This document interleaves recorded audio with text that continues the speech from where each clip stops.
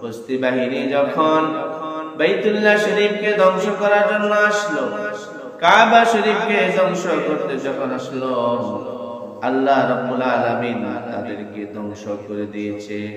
তারা তাদের কাজে কোনো প্রকার সাকসেসফুল হলো না। আল্লাহ রাব্বুল আলামিন সেই কথাটা পৃথিবীর মানুষকে স্মরণ করিয়ে দেয়। 30 নম্বর পারায় আল্লাহ রাব্বুল আলামিন জানিয়ে দেয় যে সূরাটা আমার আপনার সকলের পরিচিত সূরা, আলাম তারা কাইফা ফাআলা রাব্বুকা বিআসহাবিল ফিল।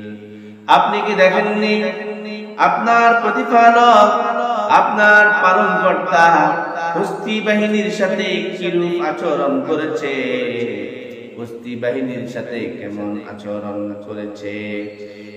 আল্লাহ রাব্বুল আলামিন বলেন, আলাম ইয়াজআল কাইদাম ফি তাদলিল। তিনি তাদের সমস্ত চক্রান্ত, তাদের সমস্ত কৌশল তিনি নস্যাৎ করে দিয়েছেন। আল্লাহ রাব্বুল আলামিন জানিয়ে দেয়, ও বান্দা, কিভাবে আমি তাদের চক্রান্ত গুলাকে আমি শেষ করে ফেলেছি, ফানা করে দিয়েছি জানো। ওয়া আরসালা আলাইহিম তায়রান আবাবিল। আমি আল্লাহ রাব্বুল আলামিন তাদের উপর প্রেরণ করেছি ঝাঁকে ঝাঁকে পাখি। ওই পাখিগুলোকে আল্লাহ রাব্বুল আলামিন কিভাবে প্রেরণ করেছে? পাখিগুলার পায়ের মধ্যে একটা একটা করে পাথর ছিল, ঠোঁটের মধ্যে একটা করে পাথর ছিল। ওই পাখিগুলার পাথরগুলোকে যখন উপর থেকে ছেড়ে দিত, পাথরগুলা ছোট ছোট পাথর হলেও পাথরগুলার আঘাত ছিল অনেক কঠিন। যখন এই পাথরগুলা কাফেরদের মাথার মধ্যে পড়তো, কাফেররা সেখানে ধ্বংস হয়ে যাইত। একটা পাথর পর্যন্ত আমার আল্লাহ রাব্বুল আলামিন তিনি বেহুদা করেন নাই, তিনি একটা পাথরকে পর্যন্ত কিছু করেন নাই। এইভাবে আল্লাহ রাব্বুল আলামিন কুস্তি বাহিনীকে ধ্বংস করেছে। আল্লাহ রাব্বুল আলামিন বলে, তারমিহিম বিহিজারাতিম মিন সিজিল।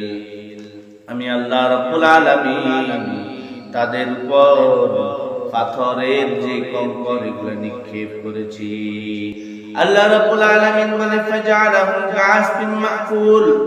যার ফলে আমি তাদেরকে বানিয়ে দিয়েছি খেয়ে ফেলার ভুসির মতো, অর্থাৎ একেবারে গুঁড়ো গুঁড়ো করে দিয়েছি তাদেরকে।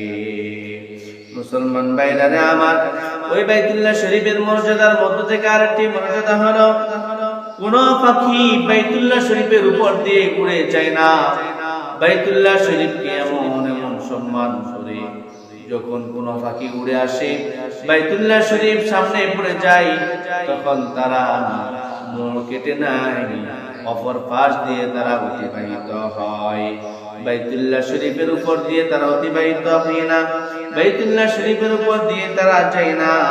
কিন্তু যে পাখিগুলা অসুস্থ হয়ে যায়, সেই পাখিগুলা বাইতুল্লাহ শরীফের উপর দিয়ে রহমত পাওয়ার জন্য, বরকত পাওয়ার জন্য যখন বাইতুল্লাহর উপর দিয়ে উড়ে যায়, তখন আল্লাহ রাব্বুল আলামিন এই বাইতুল্লাহ শরীফের রহমত, বাইতুল্লাহ শরীফের বরকতের উসিলায় এই পাখিগুলাকে সুস্থ করে দেয়।